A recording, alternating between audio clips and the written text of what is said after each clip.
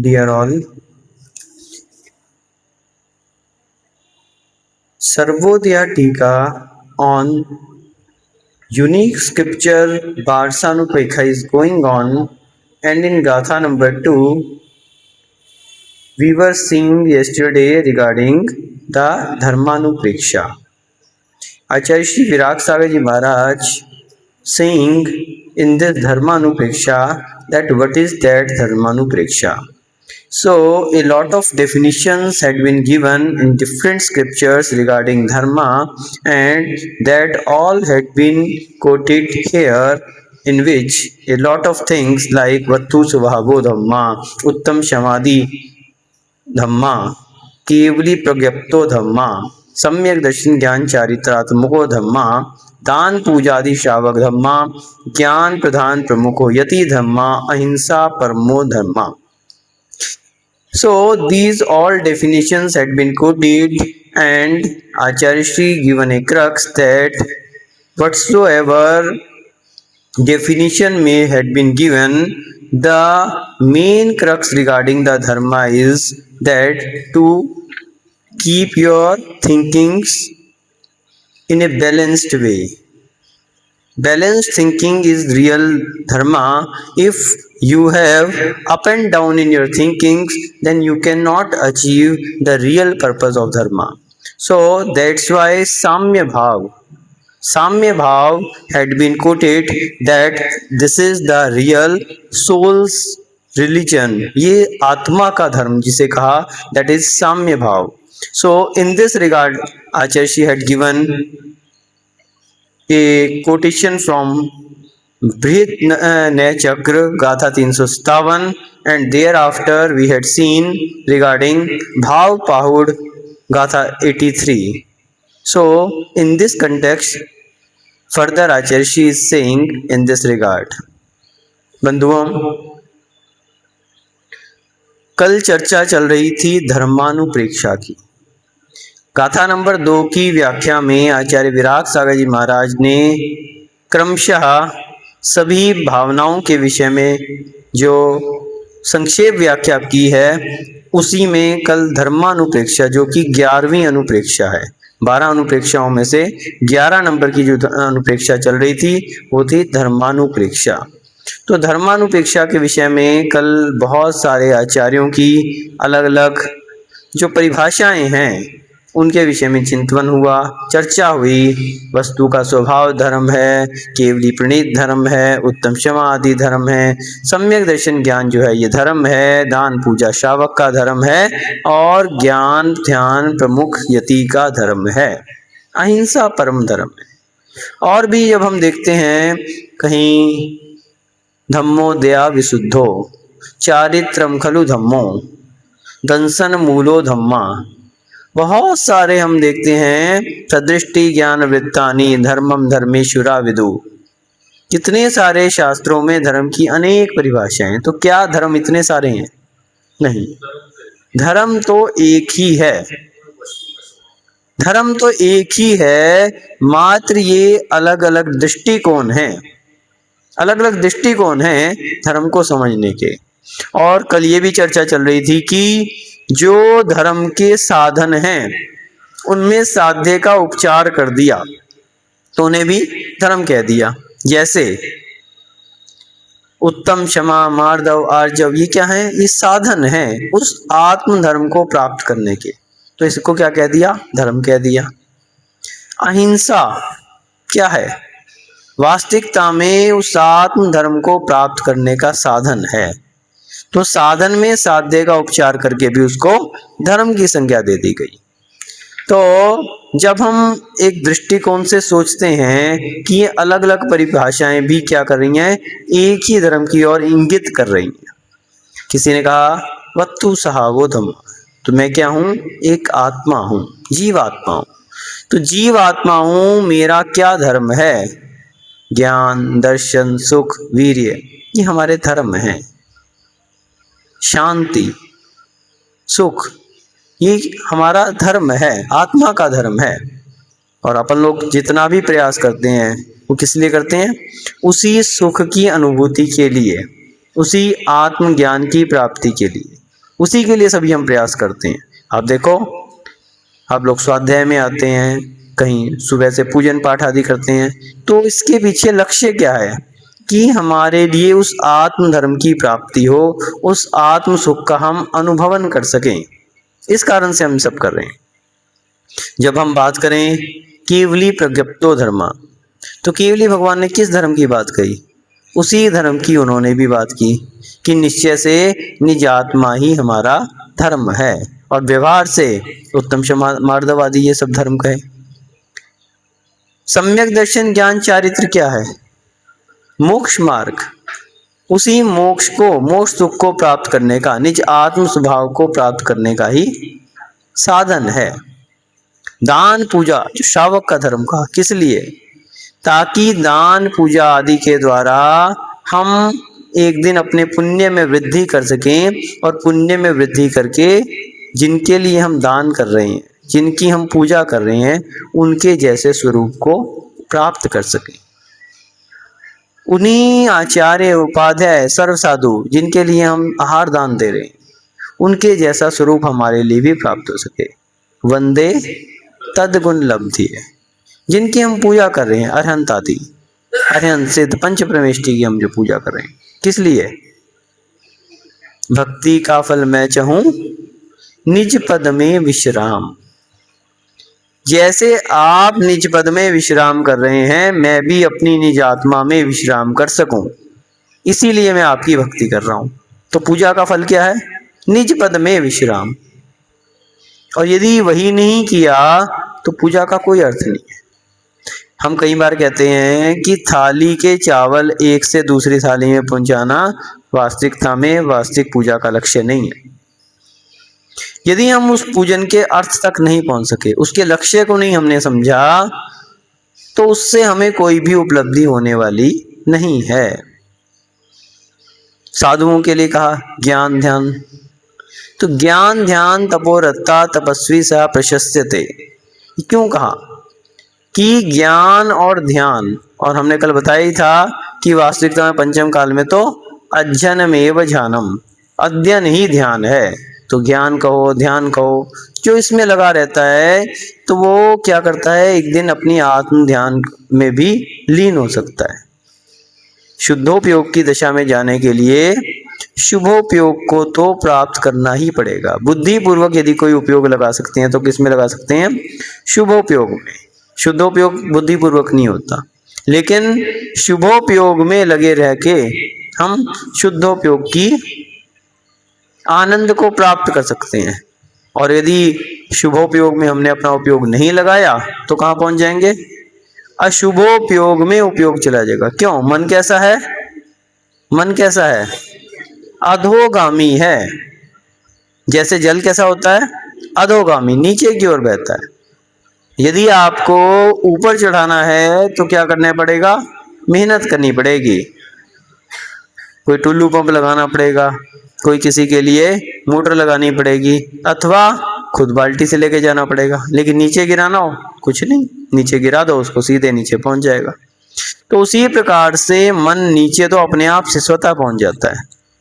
विषयों में, पंचेंद्रिय के विषयों में, कषायों में स्वतः पहुंचता है। अब देखो, कहीं कोई झगड़ा झंझट हो रहा हो, अब वहां पे आपको कहीं आमंत्रण देने कोई नहीं आएगा। कहीं बाजार में आप लोग निकल रहे हो और कहीं दो लोगों की लड़ाई हो जाए, अपने आप लोग वहां इकट्ठे होना शुरू हो जाएंगे। देखें तो सही कौन है, क्या बात हो रही, क्या क्या बात होगी। झगड़ा हो गया, किसी की गाली गलौज चल रही है, कोई मारपाट शुरू होगी, हर व्यक्ति वहां पे अपने आप पहुंच जाएगा। ना तो किसी ने आमंत्रण दिया, ना ही किसी ने माइक से कोई घोषणा की, ना ही कोई आपको बुलाने आया, और ना ही वहां पे आपके लिए कोई नाम अनाउंस हो रहा है। और कहीं धर्म सभा लगी हो, देखो समिति वाले पत्रिका छपवाएंगे, सारे मंदिरों में लगा के आएंगे, अमुक मंदिर में वाचना चल रही है, वाचना चल रही है, इतने इतने बजे का समय है। आपके लिए फोन भी करेंगे, आपको सूचना भी पहुंचेगी। फिर भी कितने के लोग आ पाते? मात्र जिनको स्वाध्याय से प्रेम है वही पहुंच पाते हैं, हर कोई नहीं पहुंच पाता। क्यों? क्योंकि ये भी क्या है, धर्म के जो लक्षण हैं, या यूं कहें कि धर्म के जो आयतन हैं, ये कैसे प्राप्त होते हैं? पुण्यानुबंधी पुण्य जिसकी सत्ता में होता है, सामान्य पुण्य नहीं, पुण्यानुबंधी पुण्य जिसकी सत्ता में है वही प्राप्त कर सकता है, हर कोई नहीं प्राप्त कर सकता। सामान्य पुण्य वाला घर बना लेगा, अच्छी स्त्री प्राप्त हो जाएगी, बच्चे प्राप्त हो जाएंगे, सुख सेवा के, लेकिन उन पंचेंद्रिय के विषयों को प्राप्त करके उसी में रम के दुर्गति का पात्र बन जाएगा। लेकिन पुण्यानुबंधी पुण्य का इतना प्रभाव है कि पुण्य के कारण ये सब धर्म, भगवान का आश्रय, देव शास्त्र, गुरु की पूजन के भाव हो जाना, घर से सारे काम निपटा के मंदिर में पहुंचना, वाचना सुनना, प्रवचन सुनना, ये जो भाव हैं ये एकमात्र पुण्यानुबंधी पुण्य के प्रभाव से हो रहे हैं। पुराना पुण्य किया था तो ये सब साधन प्राप्त हो रहे हैं और यहाँ से नया पुण्य कमा के अपने पुण्य में और वृद्धि कर रहे हैं। फिर ये साधन मिलेंगे, फिर और वृद्धि करेंगे और फिर पुण्य फला अरिहंता, अरिहंत पद को भी एक दिन ऐसे पुण्य को बढ़ाते हुए प्राप्त कर लेंगे। तो जिस प्रकार से हम जब देखते हैं कि धर्मानुप्रेक्षा की हम बात करें तो धर्म वास्तविकता में कोई अलग अलग नहीं है। चाहे अहिंसा परमो धर्म की बात करें तो वहां पर भी हम सामने वाले के अंदर वही जीव तत्व को देख रहे हैं जिसकी हम अपने अंदर कल्पना कर रहे हैं। और इसी कारण जैसे हमें कोई खराब बात कहे तो खराब लगती है, सामने वाले को भी वो बात खराब ही लगेगी। तो इसलिए हम क्या करते हैं, हमें कोई ना मारे तो दूसरे की भी रक्षा करो, दूसरे को भी मत मारो। हमें कोई गाली दे तो अच्छा नहीं लगता तो दूसरे को भी गाली मत दो। अहिंसा परमो धर्मा, किसी भी जीव की हिंसा मत करो, क्योंकि उसके अंदर भी क्या है, वही जीव तत्व है।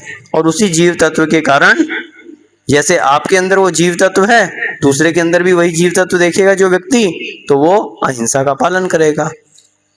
किसी ने कहा, कोई बकरे का क्या कर रहा था, हलाल कर रहा था कोई बकरे को। तो किसी ने कहा, भैया इस बकरे को तुम हलाल कर रहे हो, काहे को ऐसा गलत कार्य कर रहे हो? तो बोले, ये बकरा तो है ही हलाल के लिए, इसकी तो मृत्यु आ ही गई है, ये बना ही इसके लिए, आप काहे को रोक रहे हो मेरे को? मैं नहीं करूंगा तो कोई और करेगा। बोले, इसने किसी ना किसी बकरे को हलाल किया होगा तो आज ये बकरा बना है और हलाल होना ही होना है, इसके तो कर्म है ये, आप इसकी रक्षा कैसे कर सकते हैं? तो सामने वाले ने क्या कहा, बहुत सुंदर उत्तर दिया। बोले, मैं इस बकरे की रक्षा नहीं कर रहा हूं, मैं आपकी रक्षा करना चाहता हूं। इस बकरे ने किसी बकरे को हलाल किया तो आज इसको हलाल होना पड़ रहा है। अगर आज आप तुम इसको हलाल करोगे तो कल आपको भी बकरा बन के हलाल होना पड़ेगा। मैं इस बकरे की नहीं, आपकी रक्षा करना चाहता हूं। इस बकरे ने गलत काम किया था तो आज ये झेल रहा है, इससे शिक्षा ले लो ताकि आप भविष्य में हलाल होने से बच जाओगे। तो वास्तविकता में धर्म सिद्धांत और कुछ भी नहीं है, कर्म सिद्धांत ही है। धर्म यानी कर्म, धर्म यानी कर्म। Whatsoever you will bow, that you will crop, वही जो आप बोगे वही आपको प्राप्त होगा, वही आप काटोगे, जो बोएगा सो पाएगा, तेरा किया सामने आएगा। तो धर्म और कुछ भी नहीं है, पुण्य पाप और कुछ भी नहीं है। पुराना जो हमने कार्य किया था वही क्या है, हमारा आज का पुण्य है अथवा पाप है, उसी को हमें भोगना है। इसलिए जो ये कल्पना करते हैं कि मंदिर में जाने से पुण्य हो जाएगा, देव शास्त्र गुरु हमारे लिए सहयोगी बने हैं। उनके स्वरूप को देखकर हम अपने चिंतन में डूब सकते हैं, अपने स्वरूप का ध्यान कर सकते हैं, लेकिन उपादान अपने को ही जगाना पड़ेगा। इसलिए कर्म कांड का नाम भी धर्म नहीं है। मात्र सुबह से मंदिर आके बैठ जाना, पूजन करना, 10 पूजा करनी, 15 पूजा करनी, मात्र इसका नाम धर्म नहीं है। वो भाव भी हमें लगाने पड़ेंगे। भले आप 15 पूजा नहीं कर सकते, 2 पूजा करो, लेकिन भाव से ही जो आप कार्य करोगे वो आपके लिए वास्तविक उपलब्धि दिलाने वाला होगा, और बिना भावों के तो कितना भी आप करते रहो तो कर्म कांड ही कहलाएगा। इसलिए धर्म वास्तविकता में हमारे यहाँ क्या कहा, भाव प्रधान है, भाव प्रधान धर्म है। और सबसे बड़ी बात वही मानवता की कि जो चीज आपको अच्छी नहीं लग रही वो दूसरे के लिए भी मत करो, ये धर्म का पहला लक्षण है। ज्ञानार्णव में भी आचार्य श्री ने, अमृतचंद महाराज ने, एक शुभचंद आचार्य जी ने ज्ञानार्णव में भी बहुत अच्छी बात कही। ज्ञानार्णव अध्याय 2 168/221 में आचार्य श्री क्या कह रहे हैं, यद्यत स्वस्यानिष्टम तद वाक् काये चित्त कर्म भी कार्यम स्वप्ने पीना परेशान इति धर्मस्याग्रिम लिंगम। धर्म की परिभाषा बता रही आचार्य श्री कि धर्म क्या है। बोले यद्यत स्वस्यानिष्टम, जो आपको अपने लिए क्या लगता है, अनिष्ट लगता है, खराब लगता है, तद वाक् काये कर्म भी कार्यम स्वप्ने पीना परेशान यानी दूसरों के लिए, दूसरे के लिए स्वप्न में भी मन से, वचन से, काया से भी वो कार्य मत करो। जो चीज आपको खराब लगती है, आपको कोई मारे दूसरे को मत मारो, आपको खराब लगता है वो गाली दे दूसरे को गाली मत दो, आपके लिए कोई परेशान करे आपको अच्छा नहीं लगता दूसरे को परेशान मत करो, लगाते जाओ आप तो। धर्मस्य अग्रिम लिंगम क्या है, पहला लक्षण है धर्म का, अग्रिम लिंगम। सबसे पहला लक्षण अगर कोई है तो बस सीधा आपको फार्मूला दे दिया कि जो बात आपको खराब लगे बस दूसरे के साथ वो मत करो। इससे बड़ा धर्म का और कोई लक्षण नहीं हो सकता, ये पहला लक्षण बता दिया। तो इसलिए आचार्य श्री विराग सागर जी महाराज भी अपनी टीका में जो भाव प्रावृत्त में आचार्य श्री ने कहा कि वास्तविकता में धर्म क्या है, तो ये राग आदि विभाव भाव हैं, दूसरे के प्रति राग द्वेष आदि के जो विभाव भाव हैं, इनको छोड़कर निज आत्मा में ही रत रहना, वो क्या है, उसको धर्म कहा है।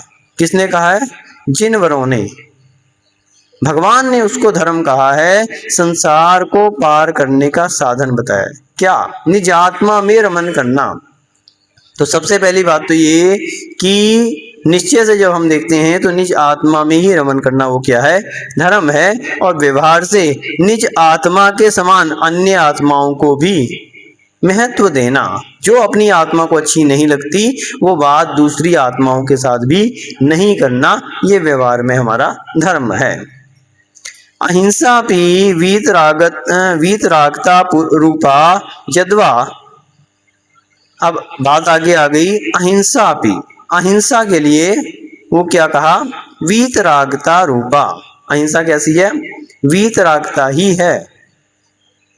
अहिंसा यानी वीतरागता, कैसे, यद्वा अथवा वीतरागता अभिव्यक्ति प्रक्रिया स्वरूपा। तो अहिंसा को क्या कहा, वो वीतरागता ही है, या यूं कहें कि वीतरागता की अभिव्यक्ति प्रक्रिया स्वरूप है। वीतरागता एक कंसेप्ट का नाम है और अहिंसा उसी को क्रियान्वित करने का नाम है। वो एक सिद्धांत है वीतरागता, और उसकी प्रक्रिया में लाना उसको, वो क्या है, अहिंसा है। अतः सापी धर्मा एव, इसलिए अहिंसा को भी क्या कहा, धर्म का।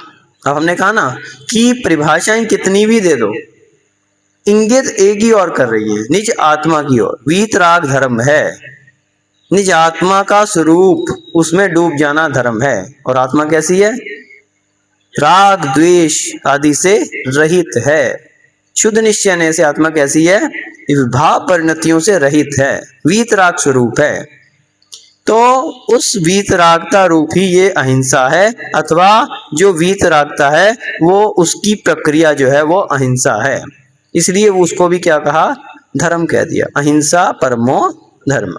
तो इसीलिए कहा अत्रिदम विज्ञेयम, यहाँ पे ऐसा जानना चाहिए, व्यवहार धर्मा निश्चय धर्मयो स्व स्व भूमिकायाम महत्वानुपादेयत्वम स्वीकरणीयम। तो व्यवहार धर्म की और निश्चय धर्म की अपनी अपनी भूमिका में महत्व है। जहाँ पे व्यवहार की आवश्यकता है वहां पे व्यवहार धर्म महत्व है, और जहाँ पे निश्चय की आवश्यकता है वहां पर उस भूमिका में निश्चय की भी महत्वता है। उसी को स्वीकरणीयम, उसी को स्वीकार करना चाहिए। तयो यानी कि इन दोनों में साध्य साधक भावोपि स्वयं बोध्या, तो इनमें क्या है, साध्य और साधक का भेद है। एक निश्चय है और एक व्यवहार है। तो निश्चय क्या है, साध्य है, और व्यवहार क्या है, साधक है, साधन है, प्राप्त करने का उपाय है। इति पंचास्तिकाय तात्पर्य वृत्त्यो निर्दिष्टम, यही बात पंचास्तिकाय की तात्पर्य वृत्ति गाथा 172 में भी निर्दिष्ट की गई है। वहां पे क्या कहते हैं, तत्र वीतरागत्वम निश्चय व्यवहार नयाभ्याम साध्य साधक रूपेण परस्पर सापेक्षाभ्यामेव भवति मुक्ति सिद्ध्ये न च पुनः निरपेक्षाभ्यामिति। क्या बात कही, तत्र वीतरागत्वम, वीतरागता क्या है, निश्चय व्यवहार नयाभ्याम, ये जो दो नए हैं, एक निश्चय नए और एक व्यवहार नए है। साध्य साधक रूपेण, एक साध्य है और एक साधक रूप है। परस्पर सापेक्षाभ्यामेव भवति, एक दूसरे के सापेक्ष हैं। निश्चय के बिना व्यवहार नहीं हो सकता और व्यवहार के बिना निश्चय भी टिक नहीं सकता, एक दूसरे के सापेक्ष हैं। मुक्ति सिद्धिये नाच पुनः निरपेक्षाभ्याम, तो मुक्ति की प्राप्ति में ये दोनों क्या हैं, परस्पर सापेक्षता को रखते हैं, और सापेक्षता को रखते हुए दोनों का अपना अपना महत्व है। जहाँ निश्चय महत्वपूर्ण है वहां निश्चय, और जहाँ व्यवहार महत्वपूर्ण है वहां व्यवहार की महत्वता को समझना चाहिए। तो व्यवहार ने साधक है, निश्चय ने साध्य है, इस प्रकार दोनों में परस्पर सापेक्षता रखकर ही वीतरागत्वम यानी कि वीतरागता मुक्ति सिद्धि, मुक्ति की सिद्धि में साधक होती है। न च पुनः निरपेक्षाभ्याम, ना कि उनकी परस्पर निरपेक्षता की स्थिति में।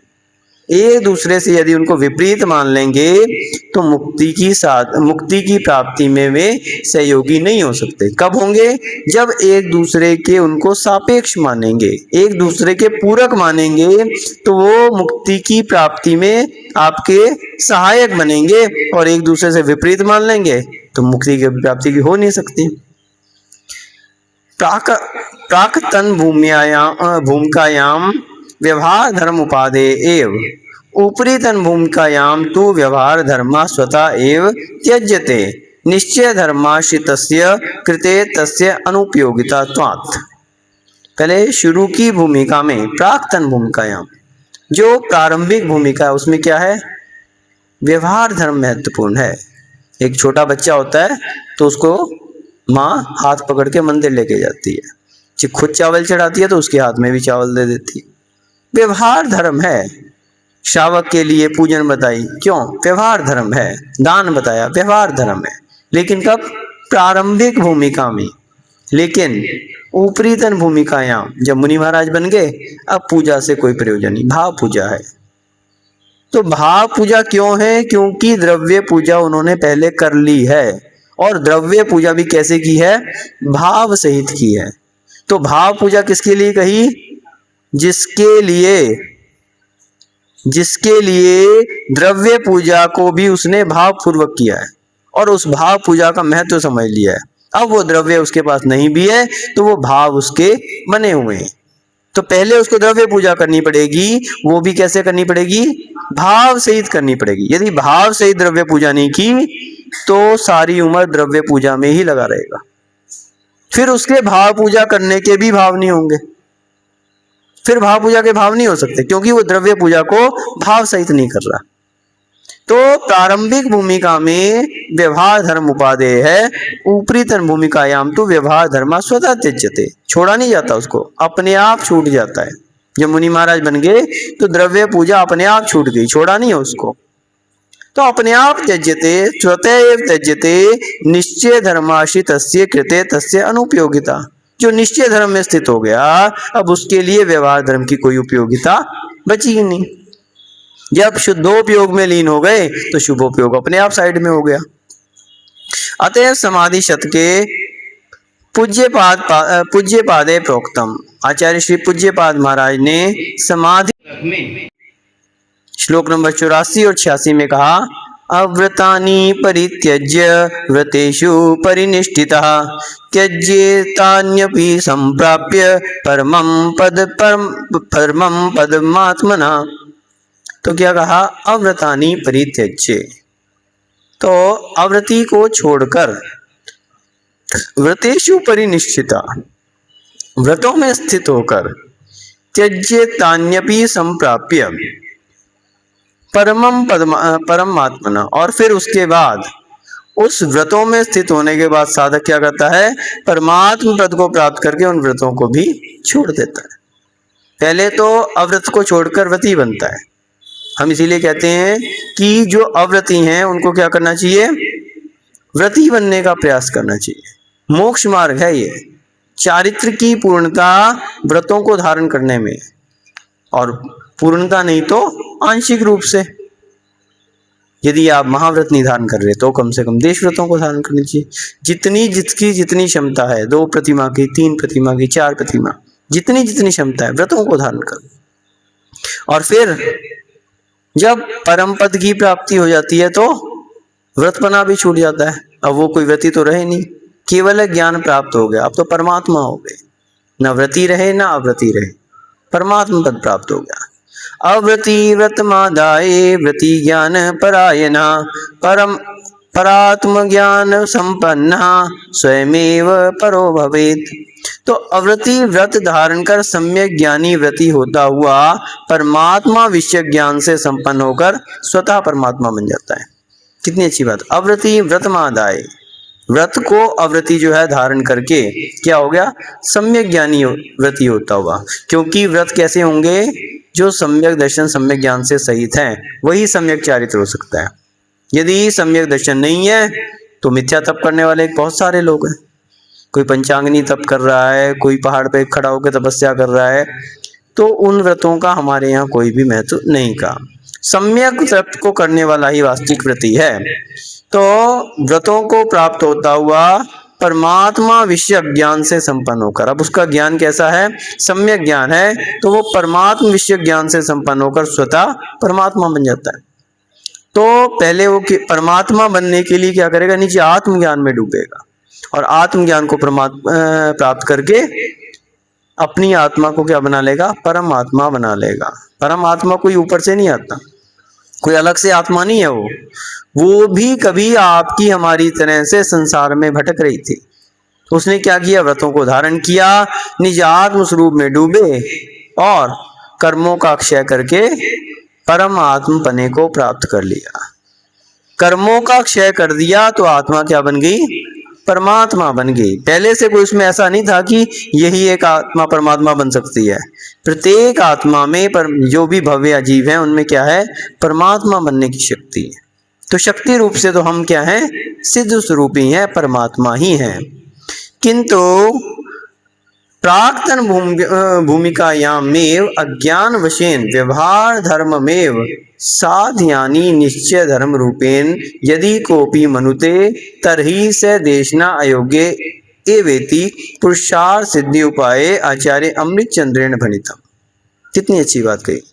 कोई ये सोचे कि प्राक्तन भूमियायाम, पहली भूमिका में ही, पूर्व की भूमिका में भी अज्ञान वशेन, अज्ञानता वश यदि कोई व्यवहार धर्मेव साध्यनी निश्चय रूपेण, अगर कोई व्यवहार धर्म को ही साध्य समझ ले, निश्चय धर्म समझ ले, तो क्या कहा, यदि कोपी मनुते, कोई ऐसा मानता है, तरी स देशना अयोग्य, वो देशना के अयोग्य है, उसको उपदेश देने का कोई फायदा ही नहीं है। देशना अयोग्य एव, वो देशना अयोग्य ही है, ऐसा पुरुषार्थ सिद्धि उपाय में आचार्य अमृतचंद जी ने श्लोक नंबर 6 में कहा। कोई अगर ये सोचे कि मैं जो कर रहा हूं बस वही सही है, प्राक्तन भूमिका को ही क्या मान ले, लक्ष्य मान ले, उसको साधन ही मानना पड़ेगा। चाहे पूजन है, चाहे दान है, चाहे कुछ भी है, ये सब क्या है, साधन ही हैं। साधन ही है, ये मानना पड़ेगा। यदि साध्य मान लिया, फिर बोले और जो मान ही बैठा है हमें नहीं मानना, हमें नहीं मतलब कोई मतलब, ना हमें उपदेश से मतलब है, ना हमें मुनि महाराज के क्या कह रहे हैं उससे कोई मतलब है, कोई मतलब नहीं। हमें तो मतलब ये है कि हमारा जो रूटीन है वो यूं ही चलेगा। रिजिड होके कोई बैठ जाए, भैया हम अपने रूटीन को चेंज नहीं कर सकते। हमें तो सवेरे 6 बजे आना है, 12 पूजा करनी है, 8 बजे घर जाके बस अपना घर का काम देखना है, हो गया 24 घंटे का काम। बोले उद्देशना के अयोग्य है, साधन को ही साध्य मान लिया उसने। अब उसे कोई मतलब नहीं कि उस पूजन से हमें कोई फायदा हो रहा है नहीं। किसी ने सोच लिया हम तो सुबह आते हैं, अभिषेक करते हैं भगवान का बढ़िया अच्छे मन से, और बस हो गया हमारा काम। यही है हमारा लक्ष्य, सारी जिंदगी हमें यू ही करना है। हमारे पिताजी भी यही करते थे, हमारे दादाजी भी यही करते थे, हम भी 50 साल हो गए यही करते आ रहे हैं और यही करेंगे। तो जो कोई कहे कि हम यही अच्छे हैं, देशना के अयोग्य बता दिया उसको कोई फायदा नहीं अब उपदेश देने का। अपने यहाँ कहते हैं ना कि अगर कोई मन में बिठाई ली ले के बात को कि भाई हमें तो मानना ही नहीं है, अब उससे बात करके क्या फायदा। कहते हैं दोदा दोदा क्या बोलते हैं आपके यहाँ बुंदेलखंड में, कि अब उसको समझाने से कोई मतलब नहीं, वो तो बस रटा हुआ है उसने कि मेरे को तो यही करना है।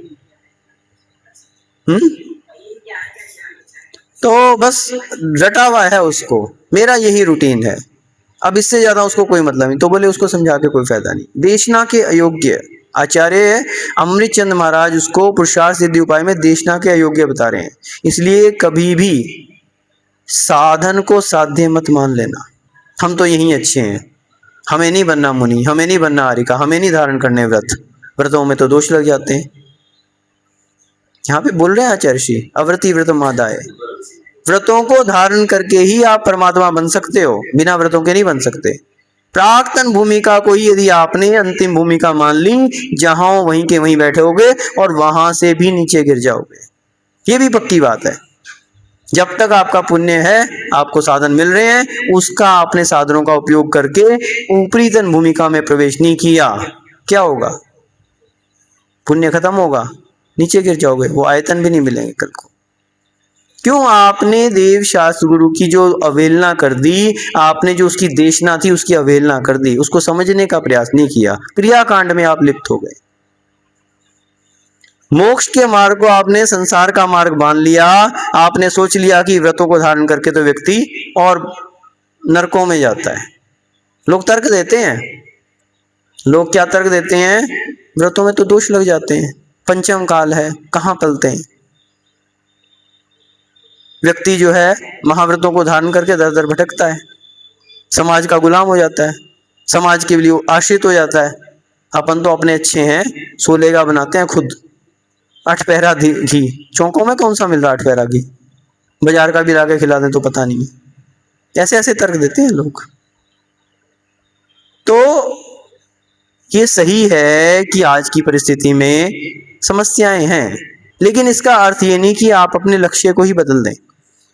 लक्ष्य लक्ष्य ही रहेगा, साधन कभी लक्ष्य नहीं बन सकता। जिसने साधन को लक्ष्य मान लिया, निश्चित रूप से लक्ष्य को भी प्राप्ति नहीं कर सकेगा। इसलिए कहते हैं कि मात्र श्रावक ही मत बने रहो, और आप तो श्रावक भी नहीं हो। प्रतिमा को यदि धारण नहीं किया तो श्रावक भी नहीं हो, अव्रती हो। सम्यक दर्शन भी आपका सही नहीं है। क्यों?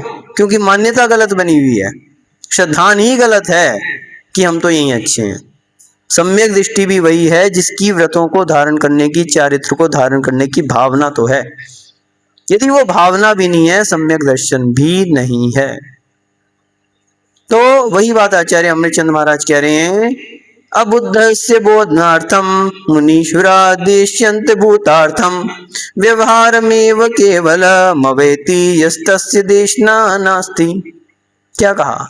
अबुद्धस्य, अबुद्धस्य यानी कि जो बुद्धिवान नहीं है, जो क्या है, अबोध है। तो बोधनार्थम उसको समझाया जा सकता है। जो अपने आप को अज्ञानी मान रहा है उसको ज्ञान दिया जा सकता है। अबुद्धस्य बोधनार्थम मुनीश्वरः देशयन्ति। उनको मुनीश्वर क्या देते हैं? उपदेश देते हैं। क्यों? बैठा है वो सुनने के लिए, उसके लिए अंदर जिज्ञासा है, उसके अंदर उसके प्रति तलब है। और अभूतार्थम यानी व्यवहार का उपदेश दिया जाता है उसके लिए। पहले क्या?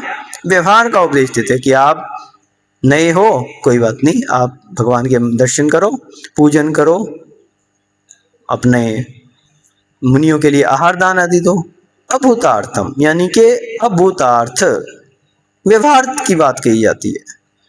व्यवहार में केवलम, और जिसने व्यवहार को ही केवल, अवैति जिसने उस व्यवहार को ही क्या मान लिया? बस वही अंतिम, केवलम वही है, बस एक व्यवहार ही है, उसी को उसने क्या मान लिया? सब कुछ मान लिया, अभूतार्थ भी मान लिया। यस तस्य देशना नास्ति, उसके लिए कहना फजूल है। अब वो तो उसी में रम। जो मुनीश्वरों ने अभूतार्थ यानी व्यवहार का जो उपदेश दिया है वह अज्ञानी को समझाने की दृष्टि से दिया, जिसको धर्म के विषय में कुछ भी नहीं पता, ये उसके लिए उपदेश है। लेकिन जो मात्र व्यवहार को ही, अभूतार्थ को ही ग्रहण कर लिया जिसने, उसके लिए देशना नास्ति, उसके लिए उपदेश ही नहीं है, वह तो उपदेश का पात्र ही नहीं है। जो ये बात मान के बैठ गया कि हम तो यहीं अच्छे हैं, ऐसे ही रहे हैं, ऐसे ही रहेंगे, बोले बस अब उसको कोई करना, ठीक है भैया आप अपने घर बने रहो, हमें अपना काम करने दो। क्लियर बोल दिया उन्होंने, देशना नास्ति। अतो न सर्वथा व्यवहार धर्मो हे किंतु तस्योपयोगिता तदैव यथा स निश्चय धर्म साधक रूपेण साधति स्यादिति त्यसलम प्रसंगेन। तो क्या कहा कि इसलिए व्यवहार धर्म जो है वो सर्वदा ही नहीं है, लेकिन तस्य उपयोगिता, उसकी उपयोगिता कहाँ पे है? यदा स निश्चय धर्म साधक रूपेण, जब वो निश्चय धर्म के साधन के रूप में साधिता, जब वो निश्चय धर्म के साधन के रूप में साधा जाता है। स्यात् अत्यलम प्रसंगेन, बस इतना ही पर्याप्त है। अत्यलम इतना ही, अलम यानी पर्याप्त है। तो ये कहा कि वह निश्चय धर्म के साधक के रूप में अनुष्ठित, तो अब इतना ही कहना है, अब कुछ भी बाकी रहा नहीं है। एवं धर्म एव कामधेनु कल्प वृक्षा चिंतामणि, धर्म को क्या कहा? कामधेनु कहा, कल्प वृक्ष कहा, चिंतामणि कहा। सा एव नंत सुख मोक्ष प्रदायका, तो ये तो क्या है? छोटी मोटी चीजें हैं, लेकिन वो तो अनंत सुख मोक्ष का प्रदाता है। ये तो छोटी छोटी चीजें देते हैं, कामधेनु कल्पवृक्ष चिंतामणि रत्न, क्या देते हैं आपके लिए? मात्र जो आपने मांगा, कपड़े मांग लिए, कहीं आपने भोजन की वस्तुएं मांग ली, कहीं भवन आदि मांग लिए, मात्र उतना ही देते हैं। लेकिन धर्म एक ऐसा है, क्या है? जो कि मोक्ष सुख को, अवांत सुख मोक्ष प्रदायका। इति रूपेण धर्म स्वभावानुचिंतनम हितावहम, इसलिए धर्म के स्वभाव का बार बार चिंतन करना हितकारी होता है। धर्मानुपेक्षा भाव्यतो जीवस्य धर्मानुष्ठाने प्रवृत्ति स्थिरा भवति, इस धर्मानुपेक्षा की भावना करने वाले जीव की धर्मानुष्ठान में प्रवृत्ति स्थिरा भवति, स्थिर होती है, दृढ़ होती है। इस प्रकार से आचार्य जी ने धर्मानुप्रेक्षा के विषय में वर्णन किया कि धर्मानुप्रेक्षा वास्तविकता में क्या है। इसलिए व्यवहार धर्म और निश्चय धर्म को हमें अच्छे से समझना चाहिए। क्या साधन है, क्या साधक है, क्या साध्य है। साधन को यदि साध्य मान लिया तो साध्य की कभी प्राप्ति तीन काल में हो नहीं सकती। इसलिए साधन को साधन की उपयोगिता से मानो और साध्य को दृष्टि में रखो। साधन की उपयोगिता तभी है जब वो साधक की प्राप्ति में साध्य है।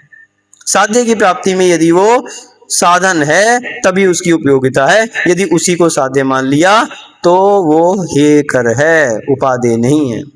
इसलिए अपने जीवन में अपन को व्यवहार धर्म और निश्चय धर्म दोनों को अच्छी तरह से समझते हुए सामंजस्य बनाकर जहां जिसकी उपयोगिता है उसी धर्म को धारण करना चाहिए और धारण करके अपने जीवन में धर्म में वृद्धि करते हुए और एक दिन अरिहंत पद को भी प्राप्त करना चाहिए।